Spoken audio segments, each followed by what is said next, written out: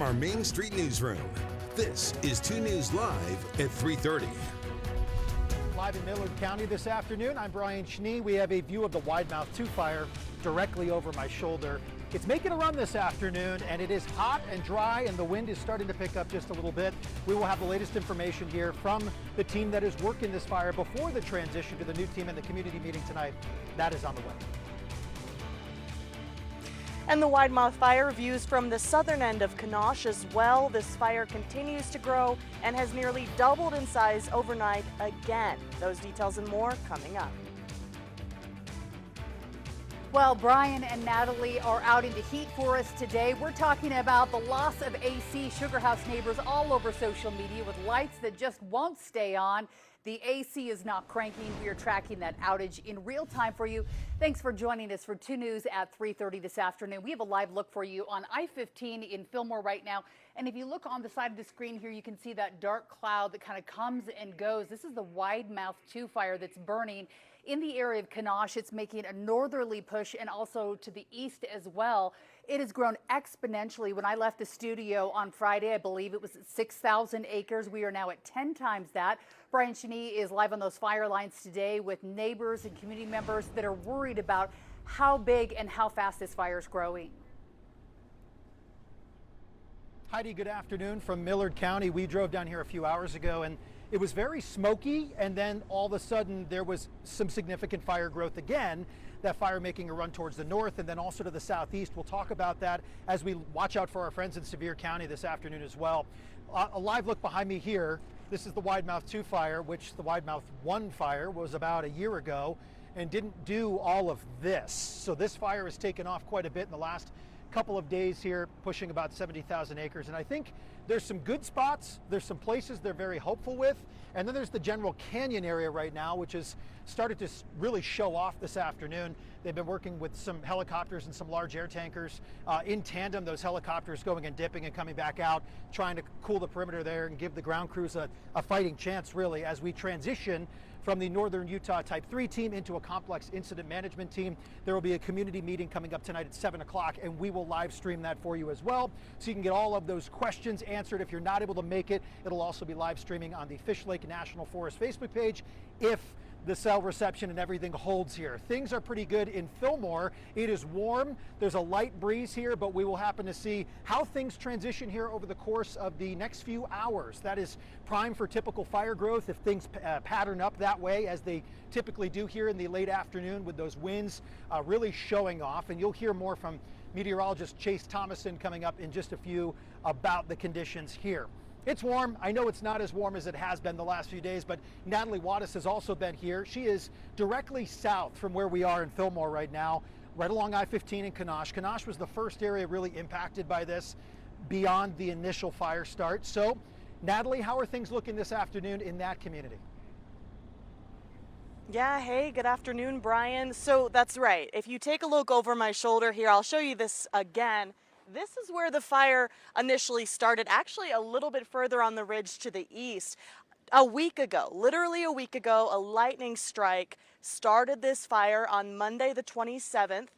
Then it spread, and you can see some active plumes here now, and in the past week it has just devoured the ridgeline. Saturday night we saw a 9-mile run where the fire jumped dozer line they had in place to try to prevent it from moving.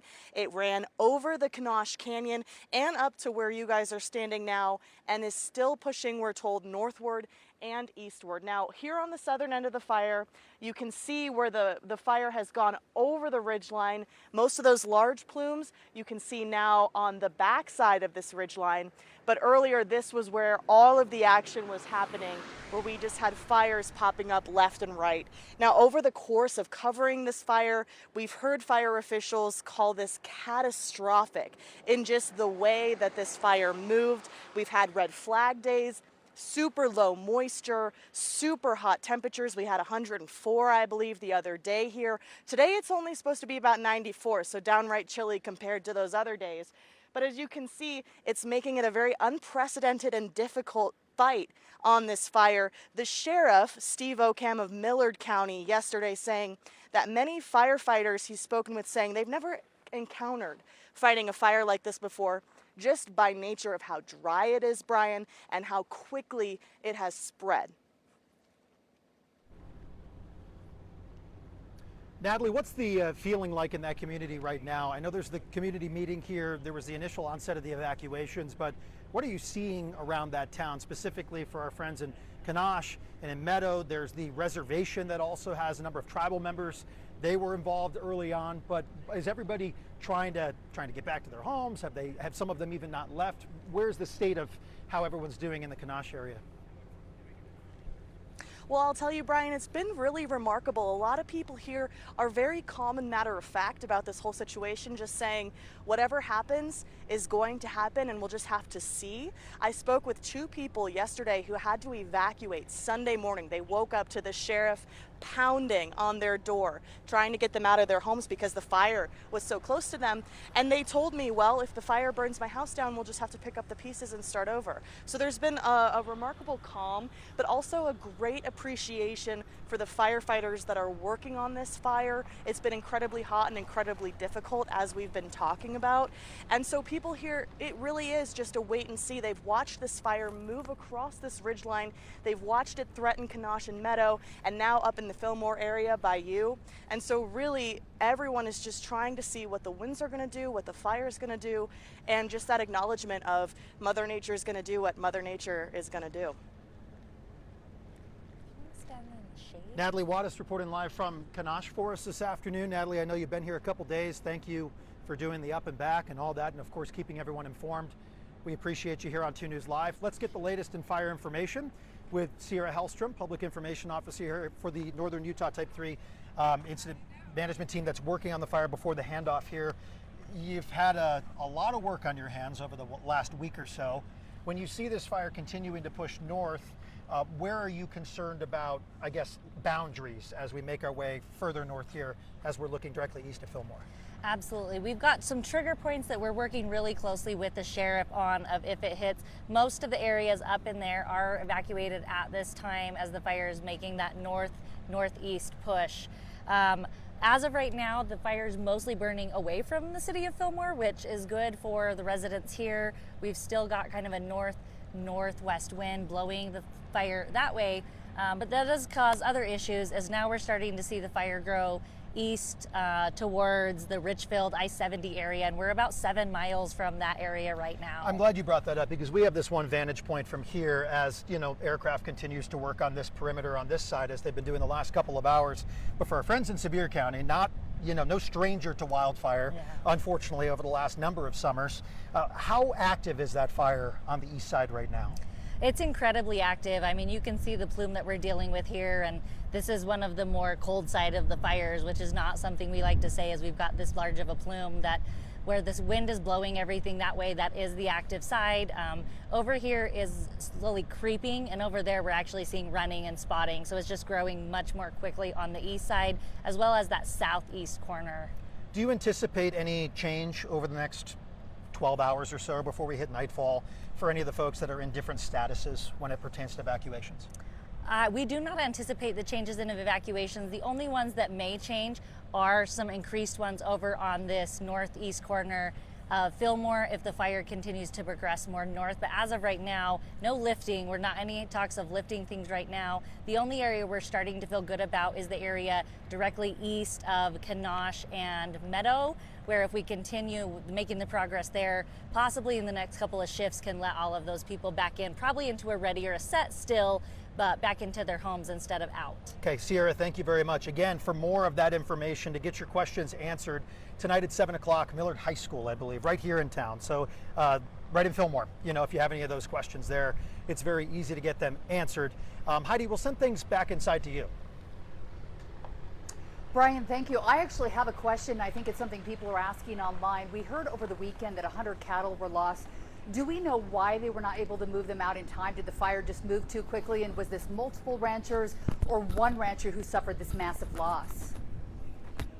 It's a good question here, and I will defer back to Sierra. Heidi was asking me a question about the cattle that were lost.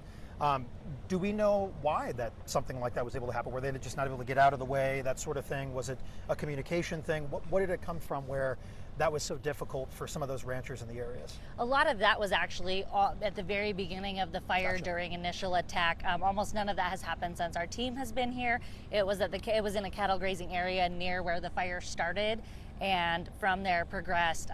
Yeah, we're working with the Cattle Association. We actually have a rancher liaison working really closely with them to go in and get them when they can. But with the conditions right now, it's just not safe for, some of the places, even our firefighters to be, who are experienced and trained. So we're working really closely, but most of that happened in the first few days of the fire. Okay, Sierra, thank you for clarifying that. Good question, Heidi. We'll send things back inside to you. All right, Brian, thank you. We want to talk about the weather, and this weekend it was very, very hot. Today I woke up this morning, went outside, and I was like, oh, it almost felt cool outside after how hot it was, Chase. And it might be even chillier by tomorrow morning, potentially the coldest morning in about a month. The reason, a dry cold front. The problem, though, with the dry cold front, it's a northwest wind. Big fires burning over the Pacific Northwest states, Washington and Oregon. That is the wildfire smoke that is spreading into northern and central Utah, and even portions of southern Utah seeing some of that wildfire smoke. So it's definitely impacting our air quality over the next few days. You'll see unhealthy for sensitive groups in that orange category through at least Wednesday, we think. So over the weekend, one of the most catastrophic fires was Spokane, where they had hundreds of homes burned. So we're getting a lot of their smoke coming to Utah. Correct. And that's just one big fire. There are several fires burning in Nevada, Oregon, Idaho, and Washington. So all that smoke goes up into the atmosphere. And right now those winds are out of the northwest, so it's blowing into Utah. And it's going to stay out of the northwest, which is a cooler wind. And then by the end of the week, it's more of a southerly wind. So we might see improvement from the smoke, but that south wind brings more heat. Okay, so this is like Alaskan air that's headed our way. Not quite that Not far quite north. that No. cold, right? But Yeah. it is definitely a cooler. We're actually 5 degrees below normal, but it's still hot out there. We're talking temperatures right around 90 degrees. Okay, but I think a lot of people are probably noticing that smoke as it's settling in the valleys. They're kind of feeling it from all of these fires, and probably not helping right now if we're getting wind of any kind. At Yeah, this point. if you can, just stay indoors, because especially for the sensitive groups, because Yeah. it is really harmful for our air quality and for our health. So again, we're going to be dealing with this for a few more days, but I think maybe some improvements by the end of the week. All right, we're going to keep a close eye on this because we know Mother Nature is really driving these fires right now. Coming up next, we're going to be listening to you, what you have to say. 2 News Listens coming up next.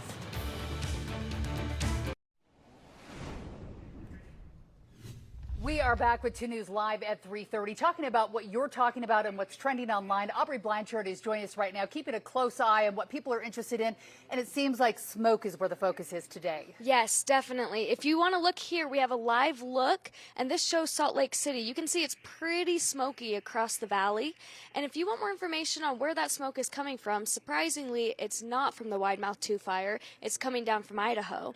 But if you want more information, you can check out this article that we have here on our site. Embedded in this article, we also have this poll question. It asks, what's your biggest concern when Utah's air quality gets bad? And to find out what everyone is saying, you're going to have to vote yourself. Okay, so are we going to vote to see what they're saying or no? I mean, we can. I'd like to Let's choose do it. breathing or health issues, please. Perfect. It looks like you're the majority. Here, main concerns, we have long-term health effects at 34%, and then we have breathing or health issues at 47%. When I voted earlier today, I voted on long-term health effects, so we're kind of in the same boat. Yeah, definitely people are worried about the air. We're dealing with these wildfires right now. We're also dealing with other issues of fires. We had that huge Midvale fire. Is this something that we're still focused on? Yes, it is. We have had fire crews out all weekend long on this Midvale fire, and because of that, residents are not able to go back inside. We have hundreds of people who have been displaced in this fire. And so earlier today, I put together this article. It shows all of the information that you need on donations. So locations, emails, resources, all of that is going to be in here. And we do need a lot of donations. So if anybody is willing to give, they're still accepting and in need. Okay, I'm going to check out that information online. I know my husband and I have been going through our closets doing a little spring cleaning in the middle of summer, and most of these families have absolutely nothing, didn't have insurance. So yes, all the info online. All info online. Definitely check it out. All right. We've also got the very latest on KUTV 2 News YouTube page as well. You can check that out if you'd like to know more about our trending stories that are happening now. Well, we are also talking about what you're talking about. 2 News listens, and one of the things people are talking about right now, sewer bills apparently doubling. So that's not something you want to deal with every day. Sewer bills are not fun in the first place. When they're double, they're even worse. A Grantsville resident asked if anyone else's sewer bill had doubled or if maybe it was a personal problem going on at their house. Dozens of people say they saw the same increase on their very latest bill. Now, the city of Grantsville says the higher rates are part of paying for this new sewer plant that's going in. We have reached out to the city to get more information on this. In the meantime, we're told more increases are expected, so not exactly fun if you're dealing with the sewer bill and everything else that goes along with it as well. Well, my iPad is updating. Tell me exactly what our next trending topic is here that we are going to be discussing. Quarry dust. There has been a lot of complaints going on about the quarry dust. This is happening in North Salt Lake. If you live in the area, you know there is heavy dust that happens in the air. North Salt Lake residents say that quarry dust is keep covering their homes, their patios. You're spending a lot of time outdoors this time of year. You go outside to sit on your nice clean furniture. It's covered in dust. People online, Facebook and Reddit, are asking why the dust isn't being better controlled at this point. A lot of times you'll see trucks out there spraying, trying to keep the dust down. Apparently that's not happening. We're finding out what rules apply and what is being done to reduce this dust for families in the area. Certainly an air quality issue as well. We've reached out to the Division of Air Quality to break it down for us as well. Now on Reddit, the dust can lead to silicosis, lung cancer. They say they report them anytime you see it. It's also gotten progressively worse over the years, like they just don't care. This is what people are saying on Reddit. You can see the video of those dust flying as those trucks are headed through the area. My cat says is having bad asthma attacks recently, so not just affecting people. This person says drove her up to Farming to urgent care vet, and they stopped, drove back to North Salt Lake, and those problems started yet again. So that dust is certainly an issue. So we're dealing with smoke and dust in the air as well. Also, talking about power outages as well. It was hot this weekend at your house, probably got close to 105 degrees. It was hot at my house. Families who live in Sugar House are frustrated after repeated power outages during the heat. Some Reddit users say they were without power for hours over the weekend. They lost food. They got locked out of their house. According to Rocky Mountain Power, high heat like the weekends, 108 can be a factor with large-scale outages like this. At my house over the weekend on Saturday, we lost power in South Jordan as well, but luckily it only lasted a couple hours. We're looking at a live outage map right there where you can see there are a few red dots out there this afternoon as well. On Reddit, one person says, pretty angry, my power was out for 10 hours yesterday. I came home again to find the power out today. Can't get into my garage. Here's a little pro tip for you. There's a red cord. If you can reach it and have a ladder, yank that, and then you can manually open your garage. I usually have my husband do that for me. So if you don't have someone tall around, go knock on a neighbor's door, and hopefully they can help you out as well. We do want to remind you, we hear you. If you're online, we're checking Facebook, Instagram, Reddit, you name it, for big conversations that are happening here in Utah and all across the state. We'll be right back.